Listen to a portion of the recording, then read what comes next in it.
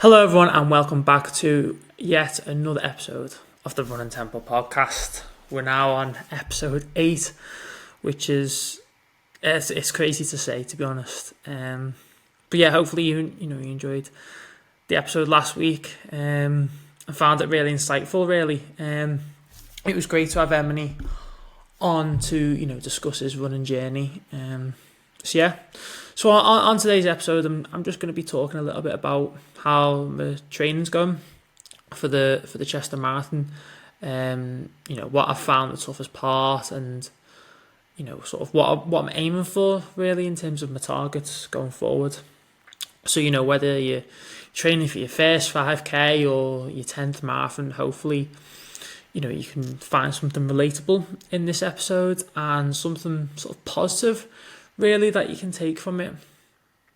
So right now I've just finished week 3 of this block. So the initial few weeks have just been, I've been really good so far, and this is the stage really where just before, you get right into the nitty gritty, part of the training really. The long runs are suddenly starting to get real and feel real again. And at the weekend I ended up doing one of my longest long runs, which was 18 miles, which is probably the furthest distance I've ran since preparing for my last marathon back in April. And yeah, so far I've really enjoyed this training block. Mentally I'm in, I'd say, a really good space right now, and when that happens, then my running just becomes really enjoyable, and I then start looking forward to to going out and going on the runs. So week 1 I just kept things nice and simple, running 5 and 10Ks, kept a reasonable pace for these runs, didn't really push myself too much because the aim is just to sort of feel good and get used to running daily and having that strong base going forward for the future weeks of the block, and that's really important. So miles was around 25 to 30 miles for the first week, so not starting off too high, but just ultimately just getting that nice sort of balance of feeling like I'm actually getting something out of my runs without going absolutely mad and crazy on them, sprinting around the area.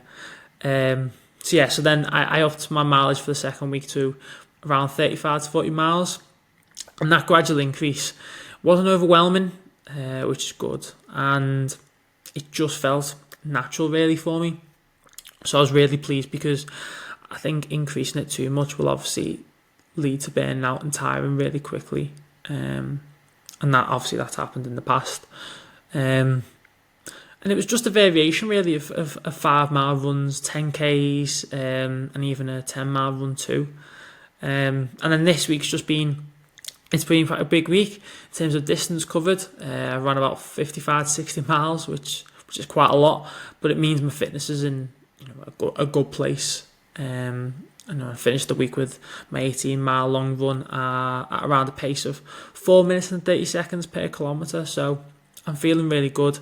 I'm excited for next week's training, and it'll sort of just be roughly the same really, same distance for my training, but I'll obviously be varying my sessions just to sort of keep things interesting really, and enjoyable.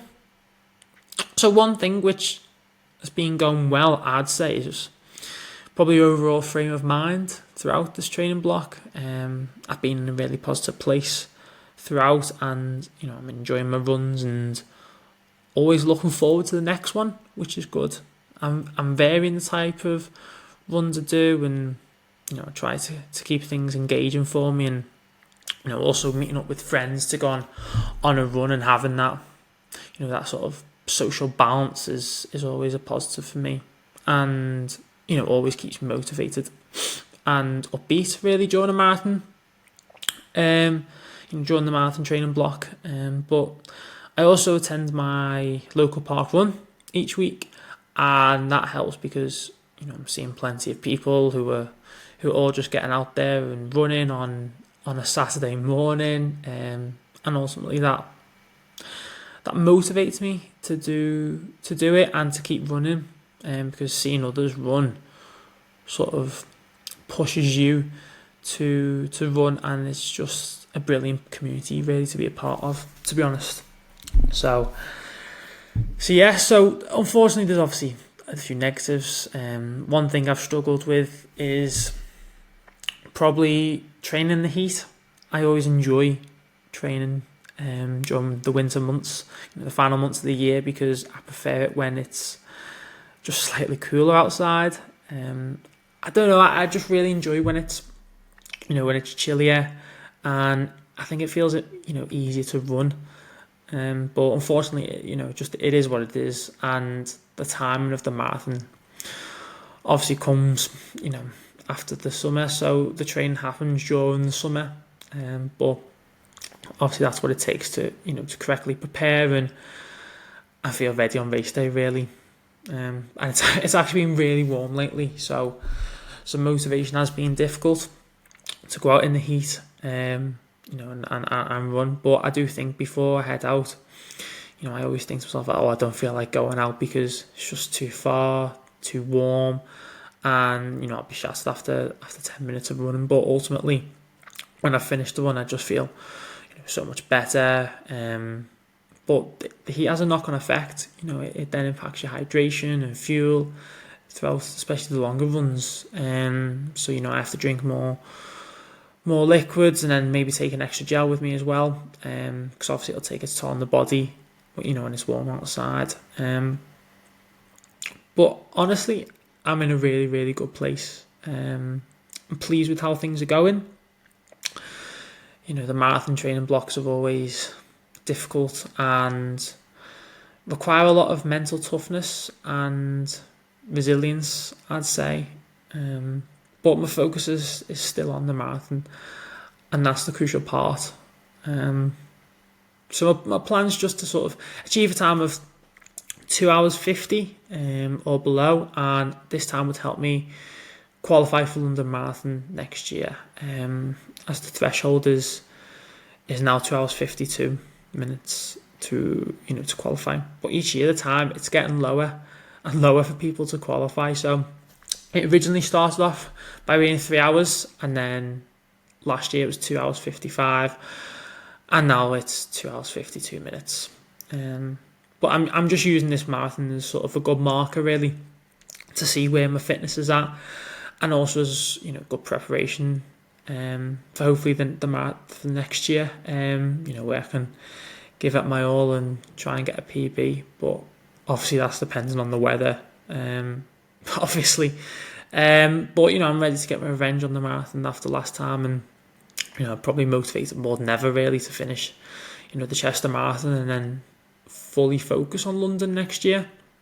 But marathons are absolute beasts, but it just shows how much actually goes into it.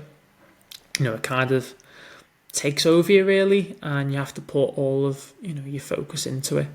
So this upcoming week will be week 4, so this is where the training really ramps up, and I start getting into the longer sessions. They'll definitely get harder, so I've got to dig deep really, and give it my all if I want to achieve that time of sub 2 hours 50 minutes. And so I've got to be mentally focused and show real discipline for the next few weeks, as the training load it'll increase significantly, but I'll prioritise my rest and my recovery too, and that's obviously absolutely crucial in a marathon training block, to make sure I don't get any injuries.